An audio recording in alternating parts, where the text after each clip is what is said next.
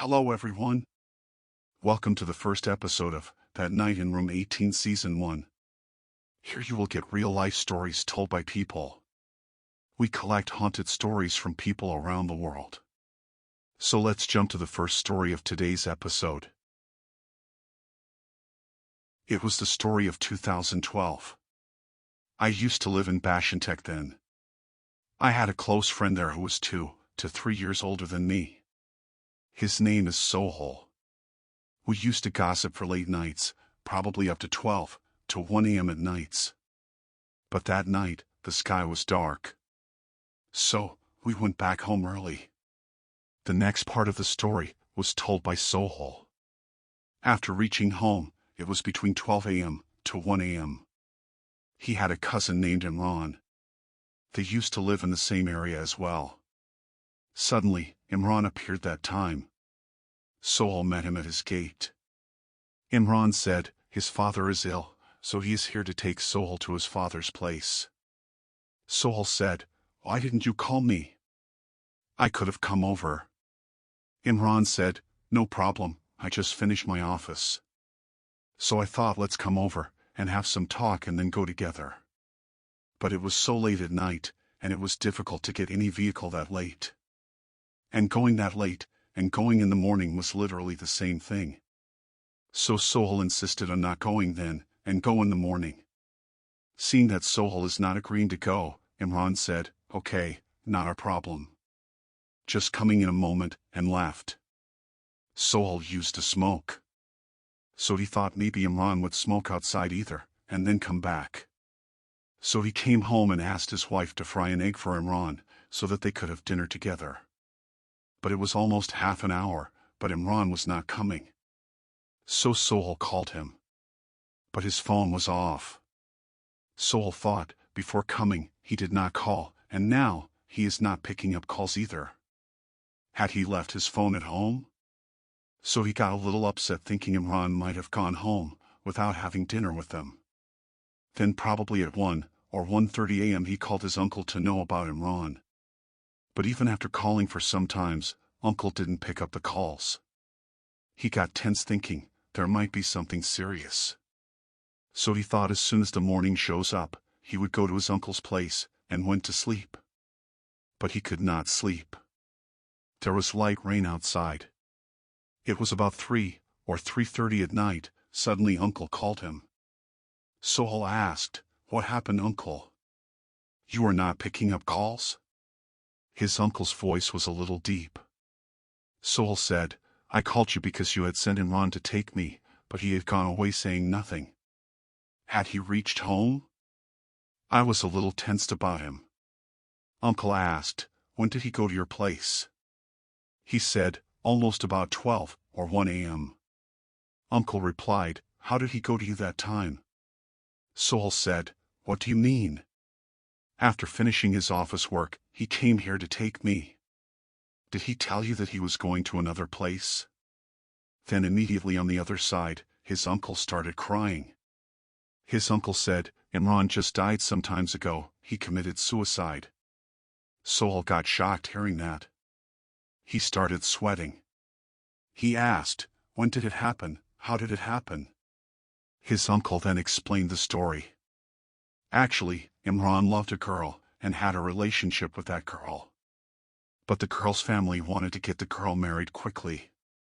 So, if Imran could marry the girl that time, the family would have agreed, but if Imran could not do it quickly, the girl's family would not let Imran marry the girl. But Imran had a big brother, who was not married. So Imran's family wouldn't have been able to let Imran marry before his brother. Society wouldn't have accepted that. And Imran's studies were not finished either. So when Imran told his parents that he wanted to marry that girl, his parents rebuked him horrendously, and warned him not to say anything like this furthermore. So he got upset and said to his mother that he would leave home. His mother also scolded him saying, go wherever you want. That night almost at 10 p.m. his mother knocked on his door to call him for dinner, but he was not opening. After knocking and literally hitting several times, when he was not opening, his parents got worried. Because even if someone sleeps, they will wake up because of those loud hits. but he was not responding. In the meantime, his big brother comes home from office. He and his father together broke Imran's door. The moment they entered the room, they did not expect to see this. They saw Imran hanging from the ceiling fan. Right at that point of the story, Sohail could not believe this. He was shaking hearing this. Because if Sohail died before 10 p.m., then how did he meet Imran at 12 a.m.? Uncle said that they would take the body to their village for the funeral. So Sohail got up early in the morning to go to his uncle's place. Then he called me and said that Imran was dead. But I had office works, so I could not go. After the funeral, when Sohail came to Dhaka, he told me the story of what happened that night. But it would have been good if the story had stopped here. But it did not. After the funeral, when everybody came back, it was almost 1 week where the story gets scarier. Imran's family used to live in a tin shed house. So the bathroom and the kitchen were detached. So whenever anyone would wake up in the night to go to the bathroom, they would see a black figure walking around at the corner of their boundary. Because of darkness, no one could determine who was that. But parents don't forget their children. So they understood that it was the figure of Imran. The house became uninhabitable. Sometimes they would shut the doors and hear door knocking, but when they opened the doors, they would see nobody. So they decided that they would sell the house and go back to their village. But by that time, so many people had known about the situation. So no one was interested in buying that house. Thinking that it wouldn't happen in light, they managed some lampposts. But the lampposts could not run for even 2 to 3 days, these would just break down. They had another home in Dhaka. So almost 1 month later they moved to that home. Just probably after 1 month, I went to their village Baluch for vacation, because my sister was married there. I had a nephew there named Shujan.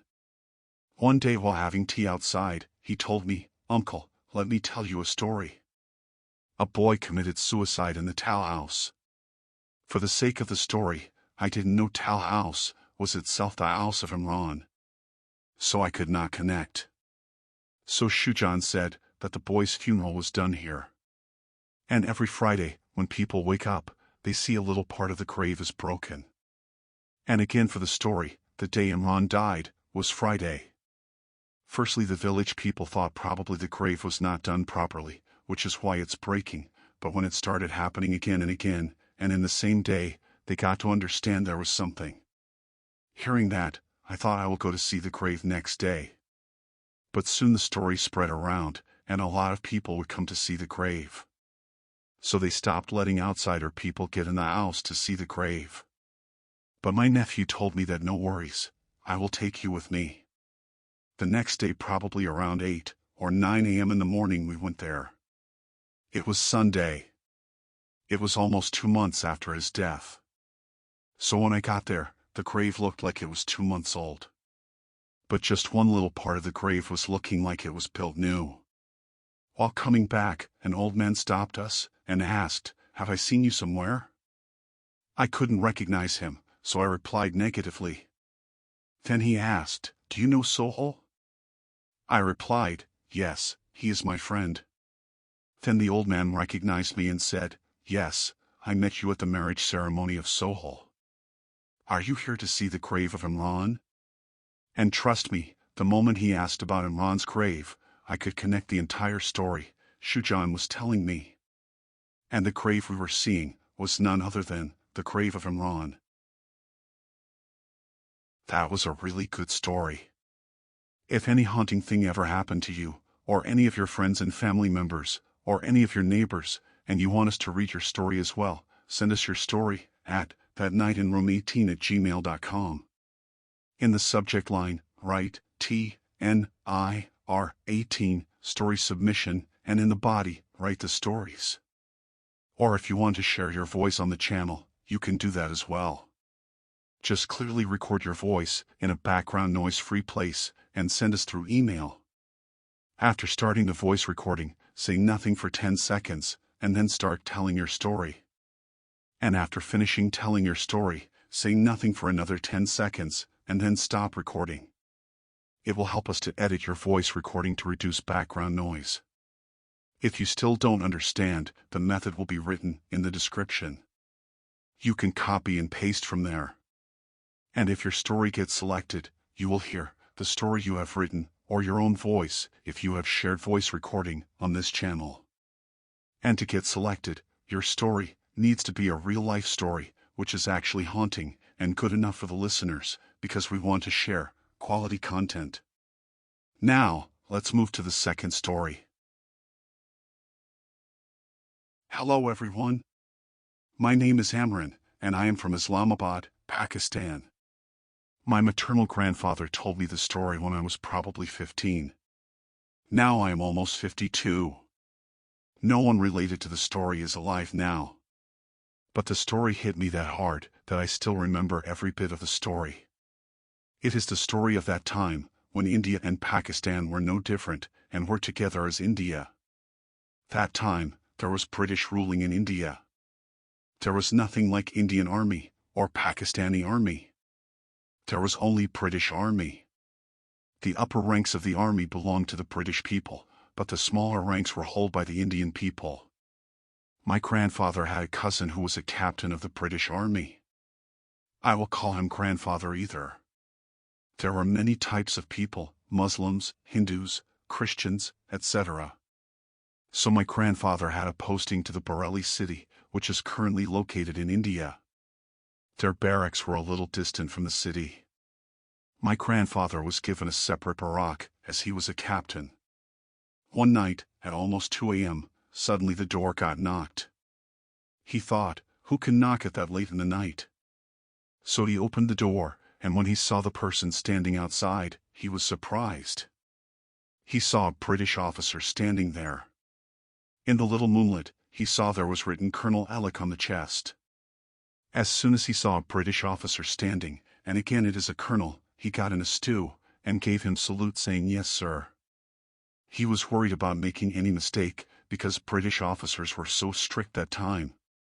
He thought, probably I made any mistake that the senior officer came that late in the night to talk. So he asked, any orders sir? He very happily and humbly replied, do you have something to eat? My grandfather got surprised that the British colonel is wanting just some food, again at that late of the night, and that happily. So he said, sir, we are not allowed to keep food in the barrack, so I don't have any food sir. Hearing that, the colonel got so despair, as if a long-time hungry man has refused to be given any food. At that time my grandfather thought the colonel might be checking him to see if he had any food or not. So even if he had any, he refused to have any food. So the colonel gone away being so disappointed, and somewhere faded away in the dark. My grandfather thanked God that he did not make any mistake, and the colonel also gone away not giving him any punishment. Some more days passed. But it became so frequent. Every now and then at 2 a.m., someone would knock on the door, and when they opened the door, they would see Colonel Alec standing outside. And the only thing he would want is food, with that humble request. And when any soldier would refuse, he would fade away in the dark somewhere. For first 5 to 6 days soldiers thought probably it is any British officer who comes at night to check if there is any indiscipline or not. But after 9 to 10 days, they started to take it a little different. So my grandfather, whose name was Muhammad Nabi, and his close friend, who was actually a Hindu, and his name was Captain Ramlal, discussed about the fact with their senior officers, that a British officer whose name is Alec, comes every night at 2 a.m. and wants food every day. The senior officers also got shocked hearing that, and got in a stew that one of their senior British officers is doing something like that. How can it be possible? So they said, as long as we remember there is no colonel called Colonel Alec in the entire region of Bareilly city. But as you reported, we will investigate that, we will look to it. So very quickly the report came along. They called my grandfather and said, Captain Muhammad Nabi, there was one colonel called Colonel Alec 1 year ago, and his posting was here right in the regiments of Bareilly city as well, and in the same barracks we are in now. But very surprisingly, 1 year ago he suddenly disappeared without leaving any notice. No one understood where did he go. Neither anything from his house was lost, nor he took any money from his bank account. So for a long time they investigated the case. When they found no clue, the British government closed the file. So my grandfather said, "Sir, there must be something, because every night someone called Alec comes at 2 a.m. and wants food, so there must be something." So the officers told them, "Okay, let's open the file again, let's investigate the bungalow where he used to live." For the story, the bungalow was abandoned for a long time, because after Colonel Alec was found missing, the bungalow was given to other officers with time. But the officers used to report that they found something suspicious there, which is disturbing them. So no one was given that bungalow to live anymore. So the investigation started. My grandfather and his friend Captain Ramlaw both were interested equally for the case, so they submitted applications to the government to take them in the case. The government approved them either. So the first thing they thought is that let's check out the bungalow first, where the colonel used to live. The bungalow was a little distant from civilization. They opened the gate, breaking the locks. The bungalow was fully empty. Even though it was sealed for some months, looked like it had been abandoned for years. So they looked around for a while. There were some rooms, a bathroom, kitchen, etc. But they found nothing. So they decided to check other bungalows around. While searching, they found some old officers in the area. They said, after Colonel Alec was missing, for 1 to 2 months the bungalow was closed for investigation. After 2 months, at last the government gave the bungalow to other officers to live. But whenever any army officer would stay in the house, suspicious things would start to happen. Sometimes they would feel that someone is in the kitchen, sometimes they would hear the fridge opening, sometimes probably anyone is walking on the terrace, sometimes someone is requesting for food. So no families of officers were able to live in that house. And it started to grow so rapidly that the people of that region complained to the government, and the government sealed the bungalow. So the captains asked, "Was he married?" The old officer replied, "No, he wasn't. But he used to live with 2 house helps. One was his butler who could cook and was a Muslim, and the other one was Hindu, who was there for cleaning the house and shopping purposes." The 2 captains decided to meet the servants to get any information they were missing. Matter of fact is, even though the investigation was on, the problem did not stop. Every night Colonel Alec would come and request for food. The officers stopped opening doors out of fear. Surprising thing is, there were guards outside. But even they could not figure out, when does he come in and how does he do that? But good thing is, it is true that he comes every night, but he did not make any harm to anyone, he would only come and look for food. So the butler of the colonel said, "Sir, I still remember that day. It was probably December 6th or 7th, and was Monday. He came home and asked me to quickly serve him food, because he was hungry. I said, 'Yes, sir, the food is ready. I will serve the meal on the table.' He said, 'I'll just take a bath, change my clothes and then join.' And saying that, he literally went into the bathroom in front of my eyes. But he was taking a long time to come out. Almost 2 hours passed, but he did not come out. The sound of falling water came for a while, then it stopped. Since then, there was no sound. So when 2 hours passed, I knocked on the door saying, 'Sir, it's been so long since I served the food, it is cooling down, where are you?' But there was no response. After some time my Hindu friend started calling him either. But he was still not responding. We both called people from the neighborhood, we called other officers, to look after that. The rescue team came and broke the door. But surprisingly there was no one in the bathroom. The floor was wet, the soap was wet, but there was no one there. Everybody started looking for him anywhere possible. The entire Bangalore was being searched, the entire area of Bareilly city was being searched, but they found him nowhere. So my grandfather and Captain Ramlaw understood that it was not a regular case. It was something spiritual. So they approached their senior officer and explained that they tried hard but found nothing. Usually, British officers used not to believe in spirits. But that was a Catholic officer. So he believed in that. So my grandfather and Captain Ramlaw approached a Maulana. He was a famous Maulana in the Borelli city. He said, "I think Colonel Ellick is dead, but his soul has not found peace. Either he has died of extreme hunger, or he was so frustrated when dying." And again, Colonel Ellick was a Catholic Christian, and Catholic Christians are buried after death. But the dead body had not been found. So probably this is another reason why his soul could not find peace. Both captains asked, "What can we do, sir?" The Maulana replied, "There is only one solution, that we try to make his soul find peace, but I wish we could get his body. At least we could bury him." So the captains thought, let's go there with some people and check the bungalow again. They followed the plan. They took some instruments as well, so that if they needed to dig any place, they could do that too. They started with the bathroom as he disappeared from there. My grandfather was looking in the bathtub and his back was facing Captain Ramlal. And Captain Ramlal was checking the floor because he felt that the floor was hollow inside. Suddenly my grandfather turned around, but there was no one in the bathroom. He started screaming his name. But there was no response from anywhere. He got so panicked. He was totally out of thought on what to do. He went out and brought others to dig the floor. Everybody started digging the floor. After some digging, they found a staircase, which leads to a room below the bathroom. When they reached the room, they finally heard the voice of Captain Ramlal. He was so panicked either. He was screaming for help. After some time, he calmed down. He said, "Muhammad Nabi, what just happened? I didn't even understand. Suddenly my foot fell into a tile which was empty, and I fell down here. And just the moment I fell down, the tile returned to its original shape." Then everybody understood the real fact, what happened that night with Colonel Ellick.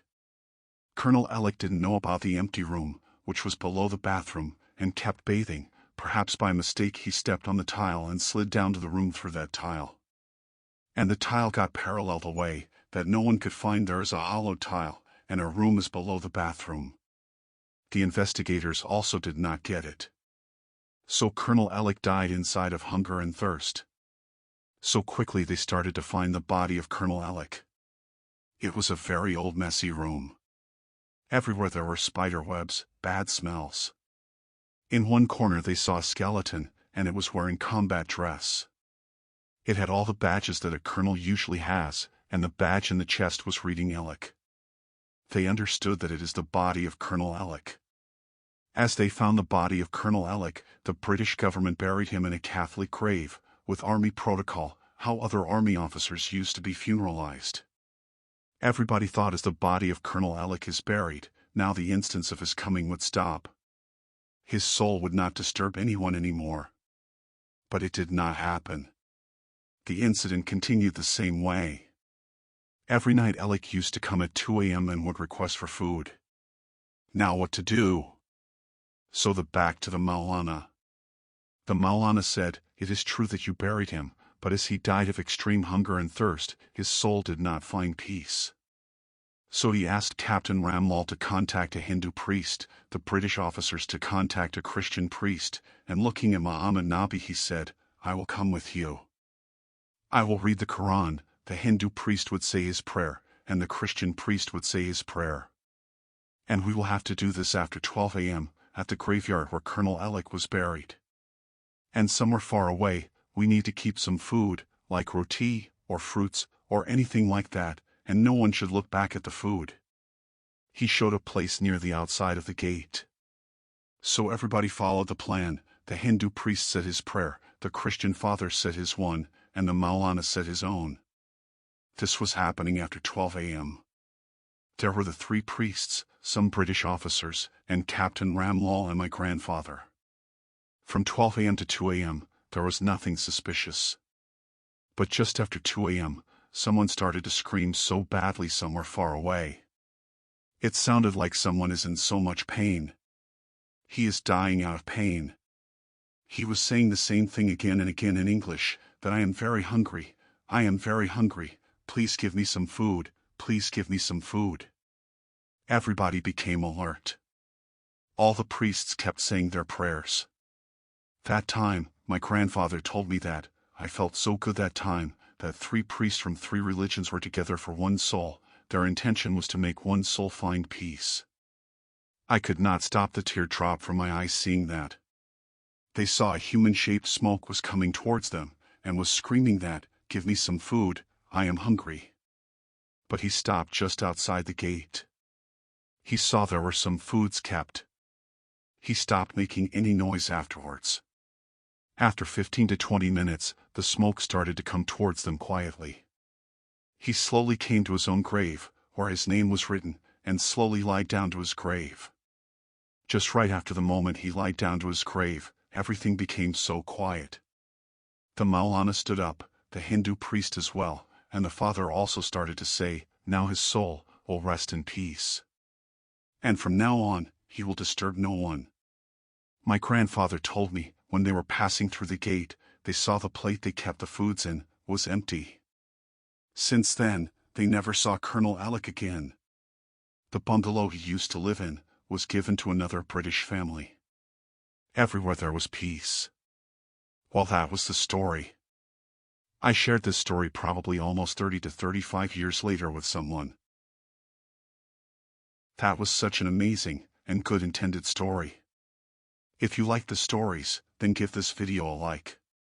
It helps the algorithm to show you more content like this, and helps us to grow on the platform and give you more content like this. Let's jump to the third story. My name is Priya. I am working in a private company.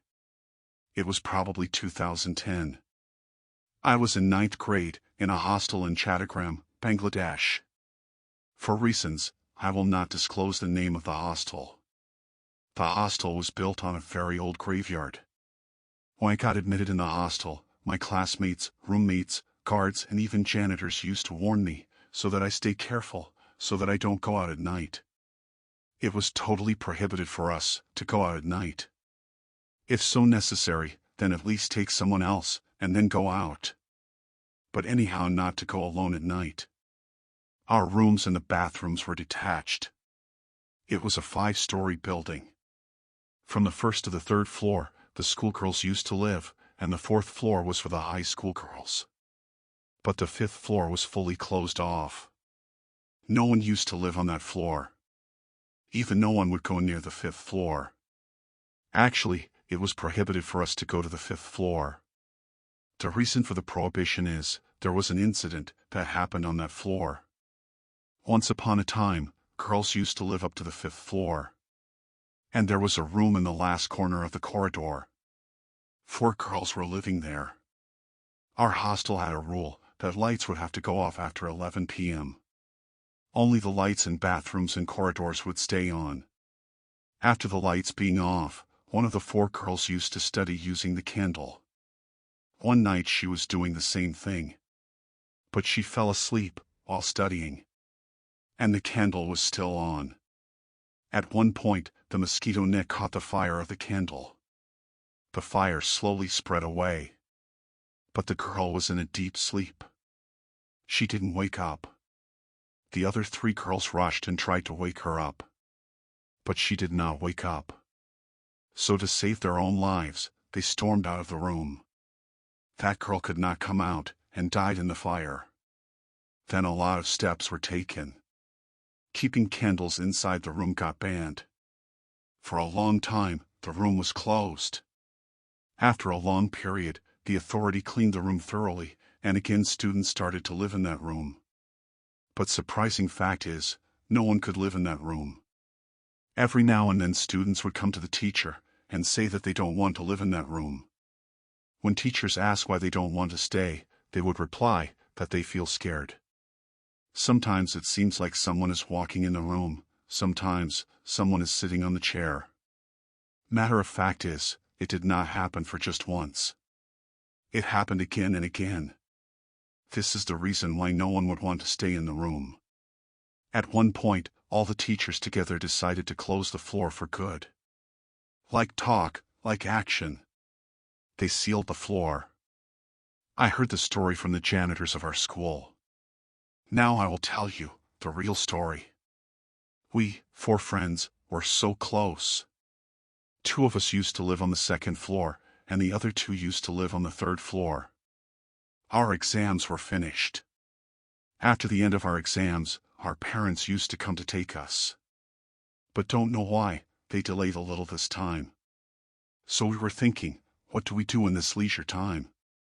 Everybody was going back, the school was being empty. We thought, let's do some adventure. Why not give a little tour to the 5th floor, let's see what's there. This was probably my biggest mistake. Since the beginning of the creation, mankind has had a strong attraction to forbidden things.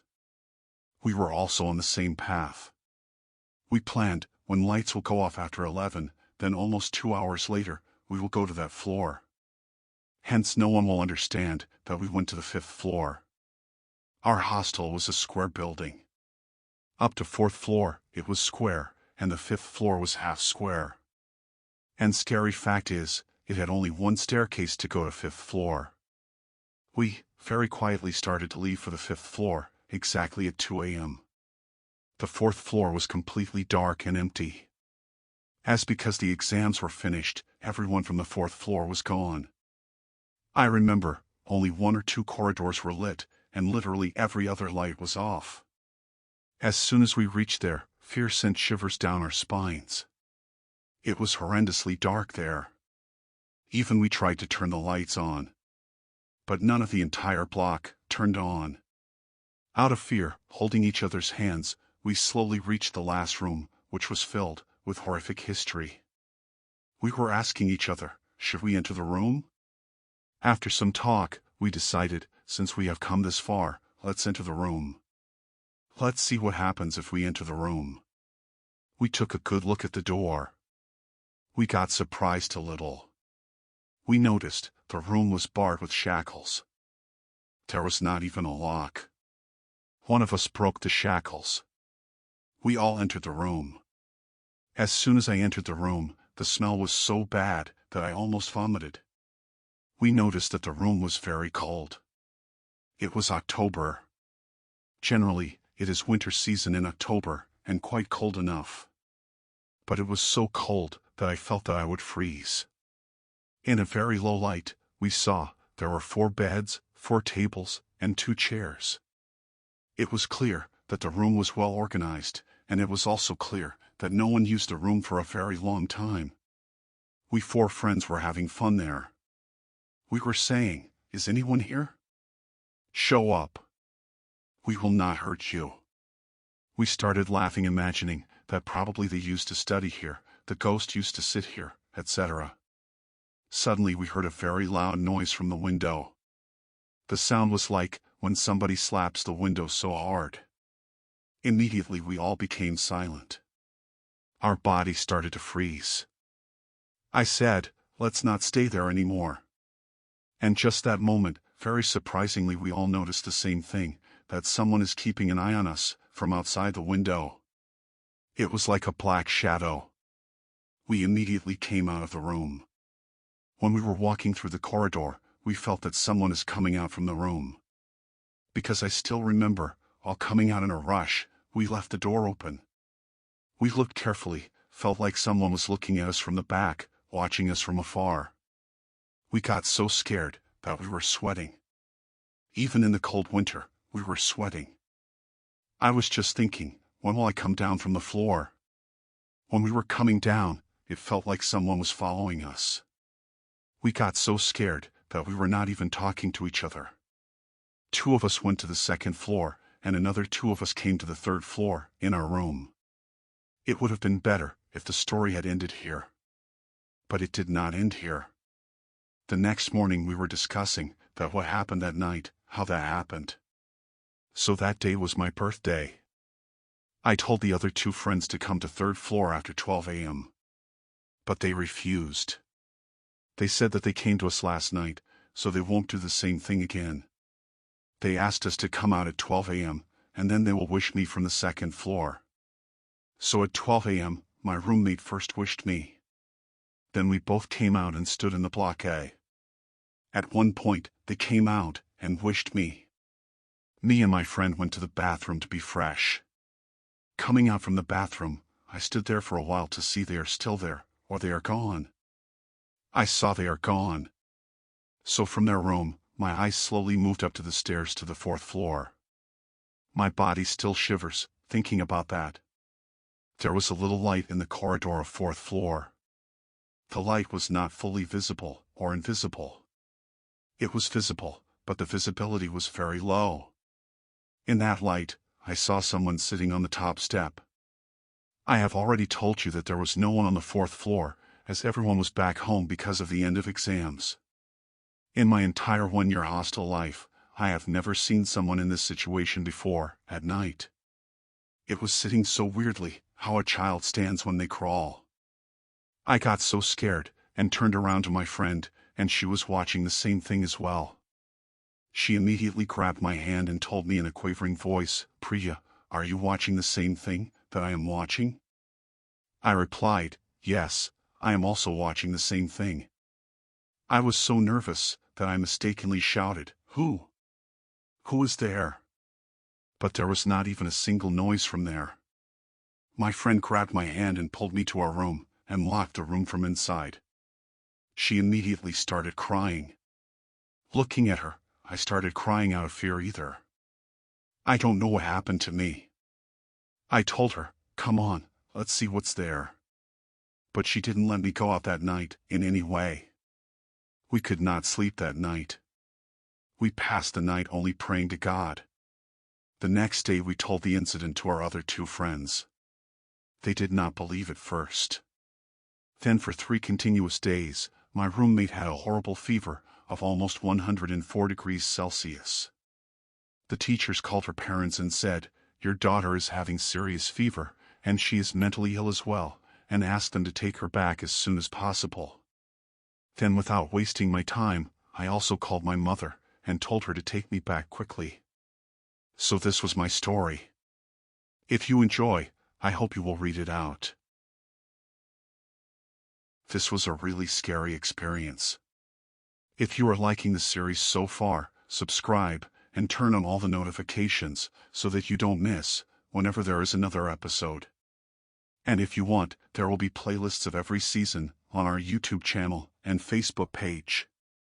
You can add the playlists to your YouTube library, so that you can easily watch all the episodes without searching for them.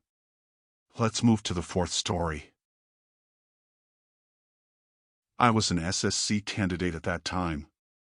It was 2009. I had a classmate named Sunny. His friendship wasn't so good with others as much as he had with me. It was Thursday, we had English exam. Sunny's seat was 2 seats after me. I saw that it was empty that day, means he was absent. I felt bad about it, thinking as it is a board exam, how can somebody miss that? But I didn't have time to think about that, because I was taking my own exams.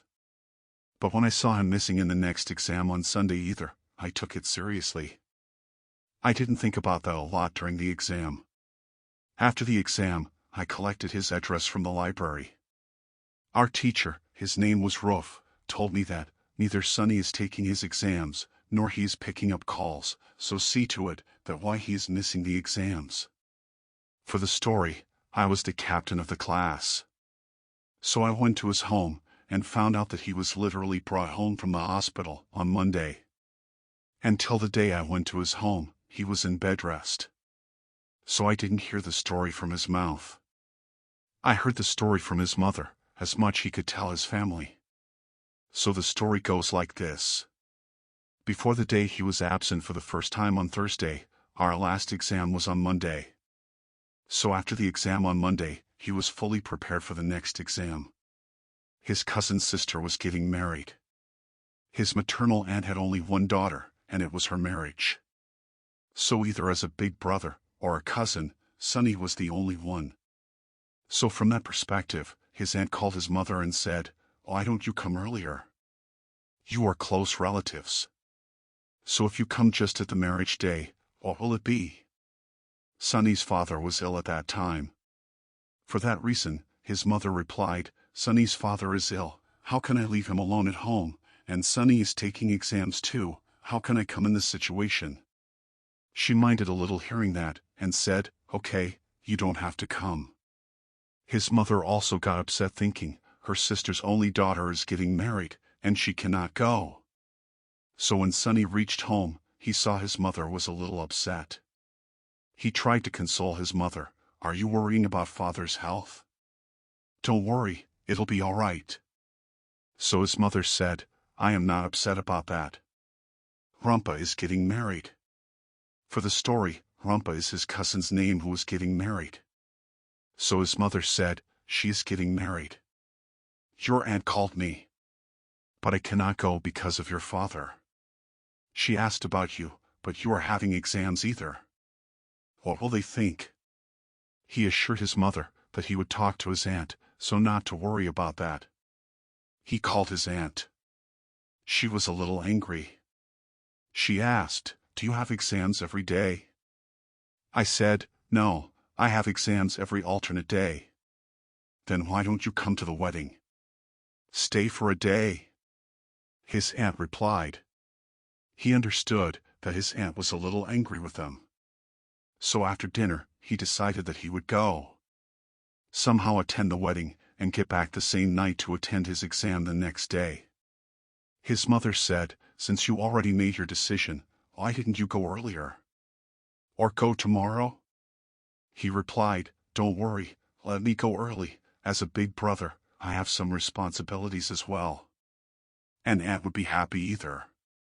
"But how will you get any vehicle this late? How will you go?" said his mother. By the way, his father had a motorcycle. So his father told him to take his bike. So he went to his cousin's wedding riding the bike. Nothing suspicious happened that night. He simply attended the wedding, and after the evening, he told his aunt, "As my exams are tomorrow, I must leave. We'll come again after the exams, when Rumpa would come back as well. So it is not possible to stay even if I want. Have dinner at least?" his aunt asked. But he wasn't hungry, as he ate lunch at the wedding, and he didn't want to waste his time either, as he had exams next day. So he insisted on going. His aunt didn't force him more, and let him go. The old mother-in-law of his aunt was sitting outside. As she was the oldest, Sonny was taking blessings from her. There was a guava tree outside the gate. Just the moment he got to go out, a black cat suddenly jumped down from the tree. He was not ready for that. So he got startled by that. Seeing that, the old granny said, "Got scared seeing that black cat?" He said, "No, just didn't notice, as it is black, and again it is night outside." She replied, "Don't go then." For the story, there is a quote that says, "Black cat is a bad omen, while on journey." But Sonny was a modern city boy, educated boy, so he didn't believe in these. He said, "Aren't your prayers with me? Nothing will happen." But still the grandmother said some prayers, and then let him go. So he took his motorcycle, and left home. At one point, he came out on the highway. The road was built new, so there was dust all around. It was the start of the winter season as well, so there was cold and fog outside. It wasn't visible a lot with the lights of the motorcycle. After some time, he noticed two headlights, almost 2 to 3 minutes away from him. He thought probably it would be any truck, because sometimes truck drivers drive unconsciously, and drive in the wrong lane. Seeing this thing made him a little angry, that it is literally a 4-lane road, so why would any truck go through the wrong lane, and came aside. And ultimately saw that it was a truck, and passed him. After the truck passed, he kept pulling his motorcycle as usual. He saw another pair of headlights. This time he felt disturbed. Because that's how accidents happen. After some time, he noticed that the lights were not moving. He thought perhaps it is parked beside the road. But when he reached near, he saw it was a fox. The headlights of the bike reflected from its eyes. When he passed the fox, there was a graveyard. It was like a round stadium, and the road beside that was like a U-turn. Means you take a 360-degree move, and while doing that, you first pass the first gate, then the second gate, and then the third gate. When he reached near the first gate, there were some speed breakers one after another, as because it was a graveyard. So he started to drive slowly. When he reached near the graveyard, he saw a woman who was wearing burqa. Her face was closed, but only eyes were open. So her age was not understandable. But he got surprised about the fact that this woman was wearing a white burqa. He had never seen any woman wearing a white burqa before. He was thinking about that while driving. Suddenly the woman stood up on the footpath and gave him signal to stop. When he stopped beside her, he saw there was a baby wrapped in a white towel in her hands. "Brother, I am in a little problem. The baby is a dead body," said the woman. Then he understood that the baby was actually not in a regular white towel but clothed in a shroud. But he was not getting the point why the woman also wore a white dress. So he asked, "Yes, how can I help you?" "I came here to bury that baby into the graveyard." He was thinking, if the woman came here to funeralize the baby, why there is no one else with her? But even before asking anything, the woman herself started saying, "I came a little late here, and not seeing anyone else either. So I don't think so, that tonight I can bury the baby. Probably I will need to come in the morning. I have come from a long way, but there is no vehicle here. Would you give me a lift? I will get off the bike a little ahead." Sonny thought probably there is any syndicate of robbers, and she is probably one of them. She'll ride on my bike, and probably there will be some robbers ahead to rob me. So he refused, saying, "No, I can't take you. I have problem in my bike," and started his bike again. While starting, the woman was saying, "You did not have problem till now, but suddenly you have problem in your bike?" He did not engage with that, and started to move his bike ahead. When he started to leave, the woman from the back started to shout in a very rude tone, saying, "You didn't help me in my danger, now just see, you will not get any help in your danger as well." That line hit him. Because so far she was talking in a humble tone, but suddenly she started to shout so rudely, probably she's in an actual danger. Thinking that, he turned his bike and started to come back. He was almost 2 to 3 minutes away from that graveyard. When he reached there, I don't know if I could stay stable if I would have watched the same thing that he saw. He saw that the woman removed the towel from the baby, grabbed 2 legs, and literally pulled the baby from 2 sides, and tore it apart. Black blood was flowing from the baby's body. He somehow just managed not to fall down from the bike being senseless, and turned the bike back, and started pulling as fast as possible. He probably drove the bike for 2 to 3 minutes. Then suddenly his bike stopped working. He got off the bike, looked around. Literally engine, fuel, everything was good. But still it was not running. After trying for 2 to 3 times, he understood that there must be some problem. He was fully out of mind about what to do. So he lit a cigarette, thinking if he stays around fire, he'll be safe. He was saying every prayers he possibly knew, trying to stay strong, not to panic. At one point he saw 2 big lights were coming from the same direction. He started to pray to God, so that the lights come out as a car. Eventually, it was a pickup truck. So he gave signal to stop the pickup truck. It stopped in front of him. He saw there were 3 persons inside, 1 driver and 2 men, to his both sides. So he said, "Brother, can you help me a little? I was going to Dhaka, but my motorcycle suddenly stopped working. As you are going the same direction, would you give a lift? As much you can give only?" He was not thinking about Dhaka. He only wanted to leave this place as soon as possible. It was being about 12 a.m. at night. So the other 2 men put his bike in the truck. He sat beside the gearbox, and the 2 men sat either side of him. Now he noticed one thing, that all of them were wearing kurta Punjabis and pajamas. He had never seen any truck driver wearing kurta Punjabi and pajama. He started doubting, am I fallen in the same trap? He could not cancel the lift again, as both of them were sitting both sides of him. Suddenly something like an adder smell, or incense stick smell, was coming from somewhere. He was doubting the same thing again and again. But he could not ask anything, as he got into the car on purpose. Suddenly some sound started to come from the back of the truck, as like 4 to 5 people is reading Kalama Shahadat. Am I the only one hearing this?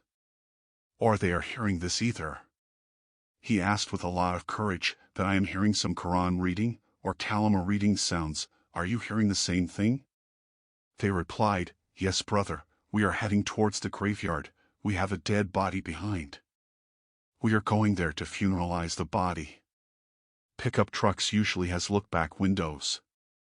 He looked back from there. He saw there was a coffin and some people around it. So he thought probably they are their relatives. So it didn't bother him a lot. Now he sat a little relaxed. At one point, they reached the graveyard. Everybody came down from the pickup truck, so why would he stay inside? He came down as well. They prepared for the janazah. In the meantime, someone of them came to him and asked, brother, are you Muslim? He replied, yes brother. Then if you do not have problem, come and join us. It was kind of unavoidable, as it was a funeral of somebody. When the janazah started, he noticed one thing, that no one is saying anything, and moving their hands only. Usually in a janazah, everybody says the takbirs in high voices. But they were not doing that. So he just followed others, and said all the prayers in his mind. After the janazah, the imam opened the face of the dead body, and called everybody, that whoever wants to see the body for the last time, can see it. Everyone was going there, and seeing the body. Meanwhile someone came to him, and said, brother, come and see the body? So he got near the body, and this was the most shocking moment for him. It was none other than his own face. It was like he is watching his own face in the mirror, but just his eyes were closed. When he looked around here and there, the 8 to 10 people who were with them started laughing. He immediately understood that he is finished. And it was the same graveyard he was beside some times ago. He started to run as fast as possible. After 15 to 20 steps, it felt like probably they caught him. He felt something in his shoulder.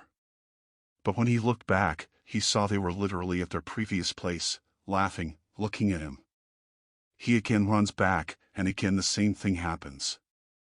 After 2 to 3 times, he stumbles over something and falls. But it was not a flat surface. He found out, he fell down into an empty grave. Just the moment he got to try getting out from there, he noticed they surrounded him from every side, and all of them had a handful of soil in their hands. It was like burying a man alive. He immediately lost consciousness. Almost 2 days later, some local residents found him beside the footpath, and somehow got his phone, and started calling everyone from the phone. His bike was beside a tree, in a horrible situation, looking like it had a bad accident. They took him to a hospital. His parents reached there. After 3 days, he was brought home. Then he told his story to everybody. But do you know what the real fact is? In real life, there was literally no graveyard there. My God. This was the scariest story so far. Well guys, this was it for today. Write in the comments which was the scariest story of today. And if you guys want to hear the most popular episode of our channel, click on the video popping up on your screen.